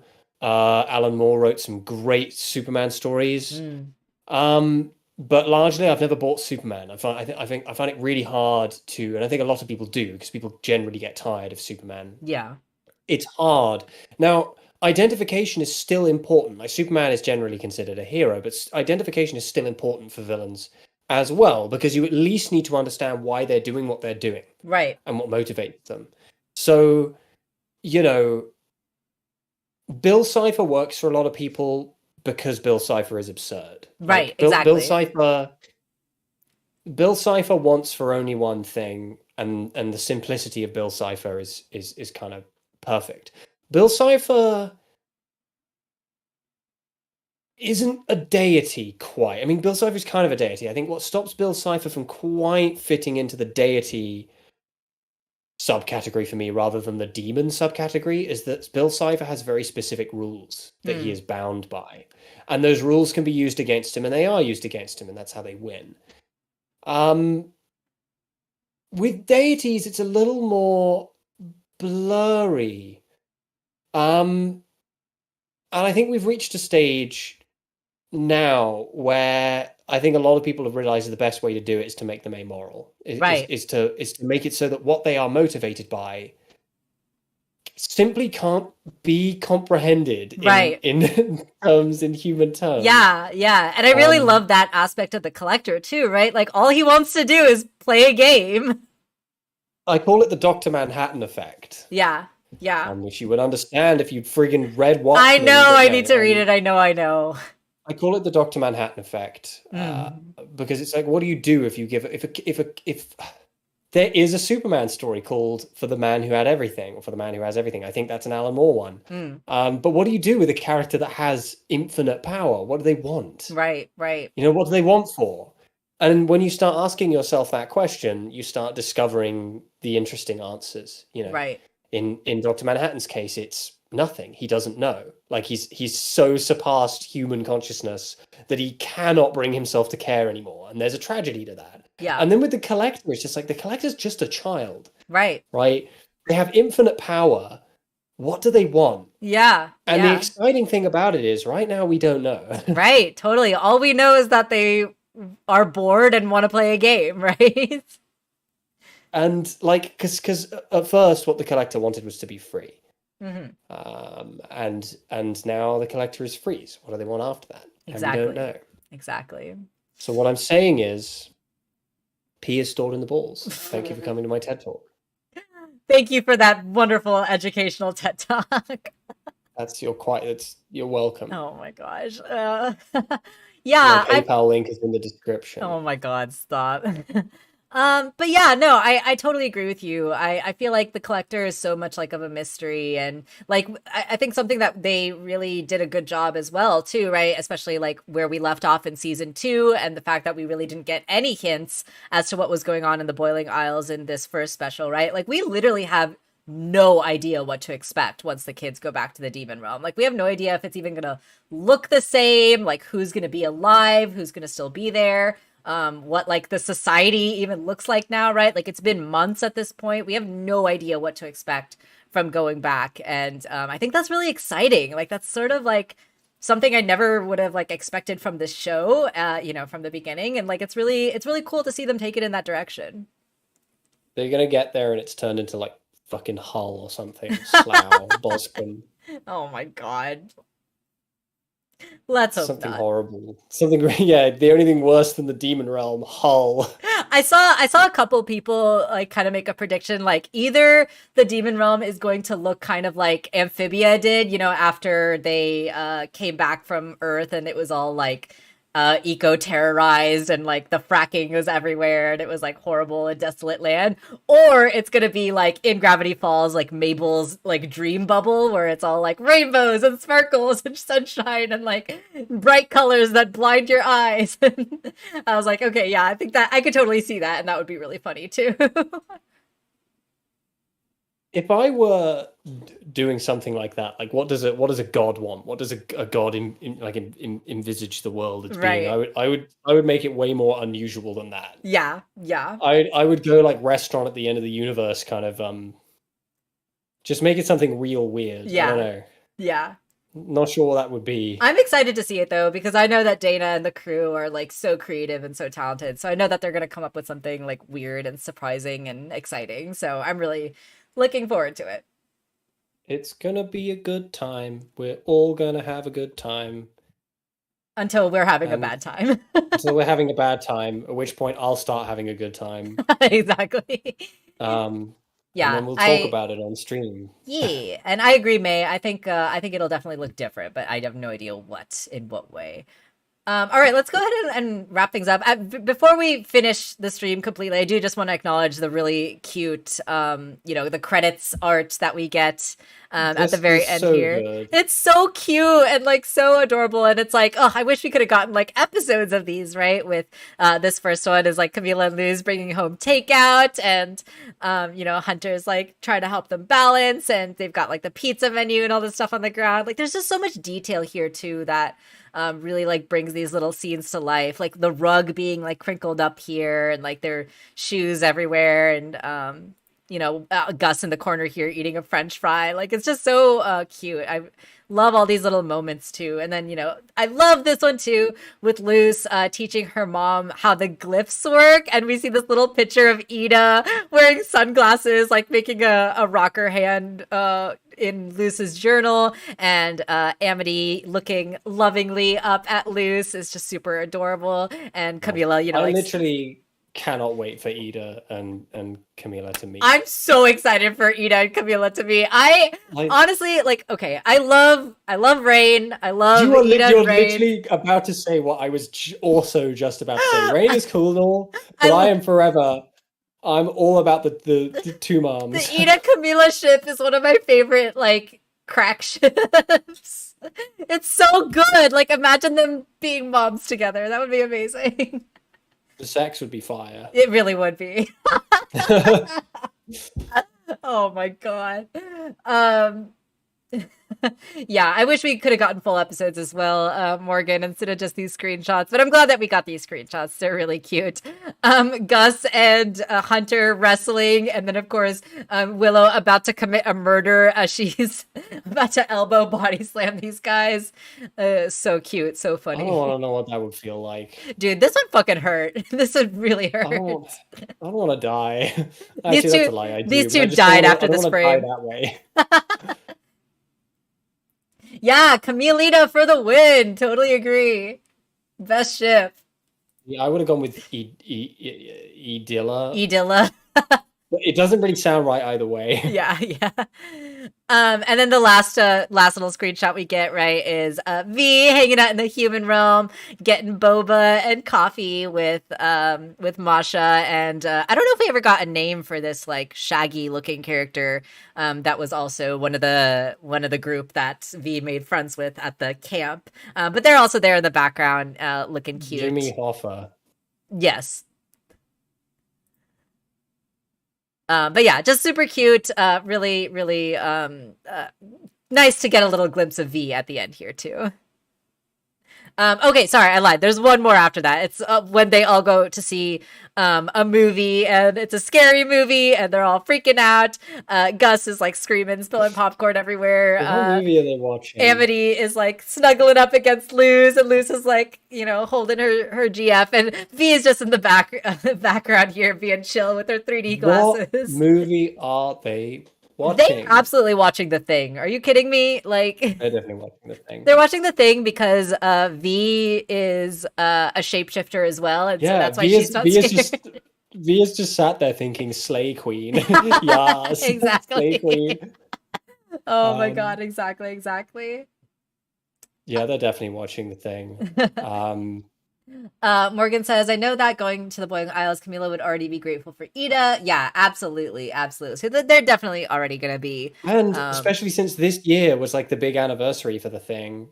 That's right, yeah. Wasn't it? It was like the 40th anniversary. There were a lot of like 2022. screenings that were being done for it too. So yeah, they totally went for a screening. Definitely The Thing. Camila was like, you kids, I need to educate you all in a little thing called John Carpenter.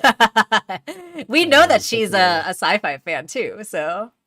Yeah, and we know that at least someone in the crew is a fan of The Thing because the posters in the Labyrinth Runners episode. That's right. Yeah, they did a reference there. I fucking love that movie. Yeah, it's so good. And I lied. Sorry, there's one more credits image of Hunter and Flapjack. Hunter sleeping with the Cosmic Frontier book, falling asleep with the book open. And then we have the Gravesfield, history book there too, right? So obviously we know that Hunter has been trying to learn more about Bellows and his own past, right? But then, of course, like it's just a very beautiful shot with Flapjack and sad, and you will be missed. Rest well, fly high, sweet Flapjack. Rest in spaghetti, never forgetty. They're watching the Teletubbies movie. Yeah, that's true horror right there. Yes, rest in spaghetti, never forgetty, Flapjack. We knew you well. And that is the end of the first special. Oh my gosh, I keep lying. They keep throwing in one more. One more slide. The Spaghellos. Friggin' Spaghellos. What an asshole. Yeah. They squish it in the corner here. Yeah. But yeah, so I really love the art that was in the credits too. Oh my God, there keeps being one more, and I keep forgetting. There's one more of Luce sitting outside the house. This seems to be like maybe right after they got to the human realm because they like don't really. Oh no, they do have it decorated a little bit, so it's definitely sometime when they're trying to find their way home. I guess Luce sitting sadly on her own in front of this house. She's playing it fast and loose. And one more hero shot of the group before they go through the portal. That's the last one, I think. Yes, that's the last one. So yeah, I really loved all the credit art as well. Really well done. I wonder if they said who the artist was who did them. If they did, then I mean, I wouldn't be surprised if it was Dana Terrace. Yeah, it could be. But really, really beautiful artwork at the end here. I really loved seeing just those little snapshots, and the style that they were into is really, really well done.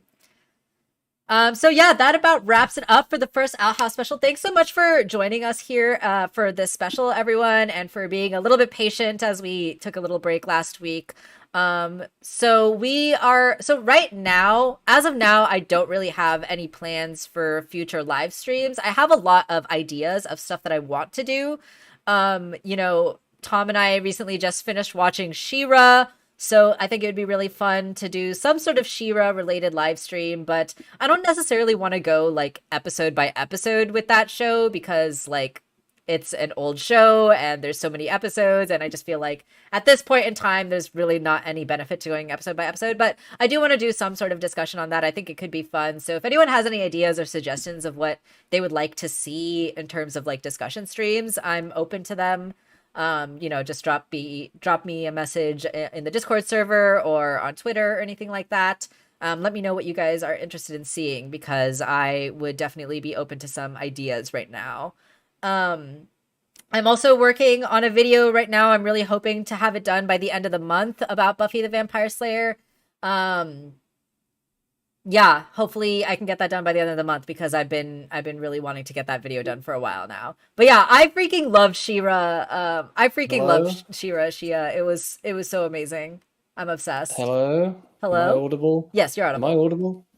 What did I miss? My laptop died. Oh, I was just saying, we're thinking about ideas for future streams, but we're not really sure what we want to do yet. And maybe Shira in the future could be an idea. I would always talk about She-Ra. It's one of Yeah. my very favorites. Yeah. I absolutely loved And it. I was obsessed with you it. are a fool who spent so long sleeping on I it. was sleeping on it, man. I was really sleeping on it. You were It's so, sleeping so on it. good. You weren't ready for the tears I wasn't ready. that Also, would come streaming down your face. in this house, we love and defend Catra. We will not Yeah, tolerate any Catra slander or any Catra hate. I have a lot to say about Catra, and I have a lot to say about Catra haters. Yeah. Fuck the haters. Fuck them. So yeah, maybe that's something we do in the future as well too. So if anyone has any ideas of like what kind of discussion they want to see on that kind of stuff, I would love to see any suggestions that you guys might have. In the meantime, I really want to get back into gaming streams at some point as well too. I know that the Pokemon game is I don't know if it came out already or if it's coming out soon, but I know that It leaked. It's it not out leaked, officially right? yet, Yeah, but it so it's leaked. not quite out yet, but I do want to stream that. I think it could be fun as well. So just, heads Yeah. up, keep your eyes out for that in the near future as well. Tom, I know that you are working on a video, your Owl House video right now as well too. Do you want to talk a little bit about that? Yeah, I mean, I don't really know what I can tell people that I haven't already said. But I'm hoping to get it uploaded. Obviously not today, but Sunday next. Okay, yeah, That's when I'm hoping to get it uploaded. I'm 8.5 minutes in to like a 10, 11 minute video. nice. It's Yeah, I mean, I never make videos I don't want to make. It's been a long time since I've made an Owl House video. I think the last one was actually The the Lumi Lumity one, right? video. Yeah. And I would like to revisit Lumity as a concept when the show is over. I will not be doing that just yet. Yeah. So make sure you're subscribed to the Curmudgeon Media channel and you've got your notifications on and everything because you definitely don't want to miss this But video. It's so good. yeah, I did want to talk about the fight scene. I wanted to talk a little bit about fight scenes in general, but I did want to talk about this one in specific. Yeah, it's really good. Because it's really, really good. It's superbly choreographed. And I really do think fight scenes are a thing that people sleep on. They kind of just like, and then they're meant to. Like fight scenes are meant to be something that you viscerally experience, and Yeah, you don't really think get about lost them. in thinking about them. But sadly, because of that, it's like with movie editing, right? Right. Movie editing is the one thing people don't think about because it's meant to be invisible, Right, you know. absolutely. Sadly, because of that, a lot of people don't really appreciate what goes into a good fight scene and the sheer level of methodology that goes into Absolutely, making them absolutely. low, especially with the Owl House. Like the Owl House, they never skimp out on their fight scenes. They really don't. Um, All their fight scenes they're are not so epic. And they're so like infused with personality, like we were saying earlier too. they're not like something they do every episode, but when they do, they go hard on them. And y'all can freaking look forward to that. I'm proud of the Yeah. video so far. It's been a labor of love. Yeah, it's gonna be really I'm good. I made a stupid VHS I love cardboard the VHS sleeve. aesthetic you got for that video too. It's so I cool. don't know if I posted it to Twitter and it ended up going not like viral, but it got like damn near Oh yeah, sharp your like 3,000 edited likes. VHS cover. That's so cool. I love it. And I really, I don't know. I really hope people like it. Yeah, totally.